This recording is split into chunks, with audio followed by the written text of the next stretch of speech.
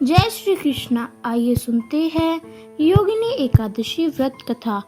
यमराज धर्मराज युधिष्ठिर कहने लगे कि भगवान, मैंने ज्येष्ठ शुक्ल एकादशी के व्रत का महात्म्य सुना। अब कृपया कर आषाढ़ कृष्ण एकादशी की कथा सुनाइए। इसका नाम क्या है, महात्म्य क्या है, यह भी बताइए। श्री कृष्ण कहने लगे, हे राजन, आषाढ़ मास कृष्ण एकादशी का नाम योगिनी है। इसके व्रत से समस्त पाप नष्ट हो जाते हैं। यह इस लोक में भोग और परलोक में मुक्ति देने वाली है। यह तीनों लोकों में प्रसिद्ध है। मैं तुमसे पुराणों में वर्णन की हुई कथा कहता हूँ, ध्यान पूर्वक सुनो। स्वरधाम की अलकापुरी नामक नगरी में कुबेर नामक एक राजा रहता था। वह शिव भक्त था और प्रतिदिन शिव की पूजा किया करता था। हेम नाम एक माली पूजन के लिए उसके यहाँ फूल लाया करता था। हेम की विशालक्षी नाम की सुंदर स्त्री थी। एक दिन वह मानसरोवर से पुष्प तोड़ ले आया, लेकिन कामासक्त होने के कारण वह अपनी स्त्री से हाथ से विनोद तथा रमण करने लगा। इधर राजा उसकी दोपहर तक राह देखता रहा। अतः में राजा कुबेर ने सेवकों को आज्ञा दी कि तुम लोग जाकर माली के न आने का कारण पता करो, क्योंकि वह अभी तक पुष्प लेकर नहीं आया है। सेवकों ने कहा कि महाराज, वह पापी अति कामी है, अपनी स्त्री के साथ हास्य विनोद और रमण कर रहा होगा। यह सुनकर कुबेर ने क्रोधित होकर उसे बुलाया।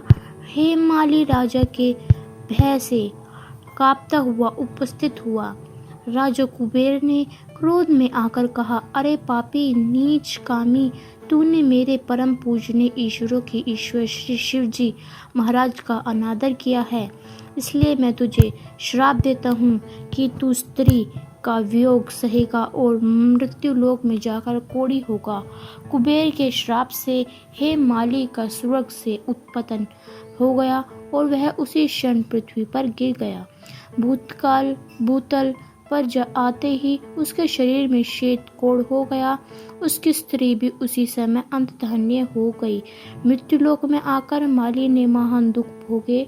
भयानक जंगल में जाकर बिना अन्न और जल के भटकते रहा।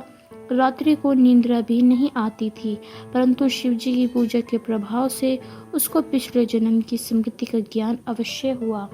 घूमते घूमते एक दिन वह मार्कंडेय जी ऋषि के आश्रम में पहुंचा, और जो ब्रह्मा से भी अधिक वृद्ध थे और जिनका आश्रम की सभा के समान लगता था। हेम माली वहां जाकर उनके पैरों में पड़ गया। उसे देखकर मार्कंडेय ऋषि बोले, तुमने ऐसा कौन सा पाप किया है जिसके प्रभाव से यह हालत हो गई। हेम माली ने सारा वृतांत कह सुनाया।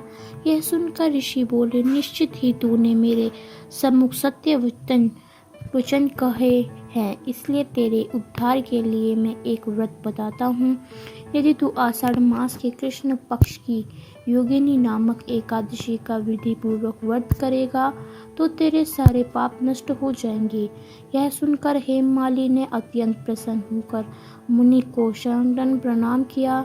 मुनि ने उसे स्नेह के साथ उठाया। हेम माली ने मुनि के कथानुसार विधि पूर्वक योगिनी एकादशी का व्रत किया। इस व्रत के प्रभाव से अपने पुराने स्वरूप में आकर वह अपनी स्त्री के साथ सुखपूर्वक रहने लगा। भगवान कृष्ण ने कहा, हे राजन, यह योगिनी एकादशी का व्रत 88,000 ब्राह्मणों को भोजन कराने के बराबर फल देता है। इसके व्रत से समस्त पाप दूर हो जाते हैं और अंत में स्वर्ग प्राप्त होता है।